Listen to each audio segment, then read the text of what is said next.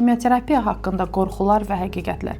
Təəssüf ki, hal-hazırda reallığımızda bir çox insan kimyoterapiya müalicəsindən ciddi şəkildə qorxur. Onun ağırlaşmaları və yaxud da ki, saç tökülməsi, ürək bulanmalar, ümumi narahatçılıqlardan ciddi narahatçılıq hiss edirlər və bir çox hallarda isə ətrafın dediyi kimyoterapiyanın heç bir mənası yoxdur və s. kimi miflər var. Mən xüsusilə vurğulamaq istəyirəm ki, kimyoterapiya günümüzdə xərçənglə mübarizənin, yəni xərçəng müalicəsinin əsas tərkib hissələrindən biridir və kimyoterapiyadan qorxmaq lazım deyil. Həmişə deyirəm, xəstəlikdən qorxmaq lazımdır. Onun müalicəsindən qorxmaq lazım deyil. Bəli, kimyoterapiya dövrü asan dövr deyil. Saç tökülməsi də ola bilər, ürək bulanma və digər əlamətlər də ola bilər. Amma unutmayaq ki, bu bizim xərçənglə mübarizə yolumuzdur və kimyoterapiya, yəni ümumi müayinələr, müalicələr bitdikdən sonra bu əlamətlərin hamısı geri dönən prosesdir. Saçlarınız da çıxacaqdır, vəziyyətiniz də yaxşı olacaqdır. Ona görə kimyoterapiyadan qorxmaq lazım deyil. Yenə deyirəm, xəstəlikdən qorxmaq lazımdır.